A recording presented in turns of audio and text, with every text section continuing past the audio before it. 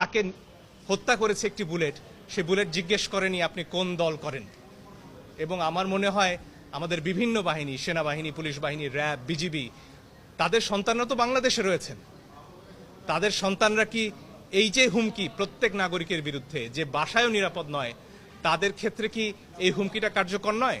তাদের বিবেকেও কি আসলে এই প্রশ্নটা পৌঁছেনি যে পরের বুলেট কি আপনার সন্তানের দিকে যাবে না? একটা খুব চমৎকার ছবি দেখছিলাম, সেখানে এক শিশুকে গুলি করছেন একজন পুলিশ এবং সেই শিশুটি জিজ্ঞেস করছে, বাবা ওটা কি তুমি? সে প্রশ্ন তো আমাদের সবাইকে করতে হবে। আমাদের কল্পনা চাকমার একটি উক্তি ঘুরে বেড়াচ্ছে, সেখানে বলা হচ্ছিল যে পাহাড়ে যে অত্যাচার করা হয় পরীক্ষামূলকভাবে, একসময় সেই নিপীড়ন নেমে আসে সমতলে।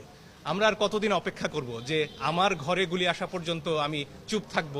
কারণ গুলি তো আমার পাশের বাড়িতে লেগেছে, আমার বাড়িতে লাগেনি। বোধহয় প্রশ্নটা সেখানে।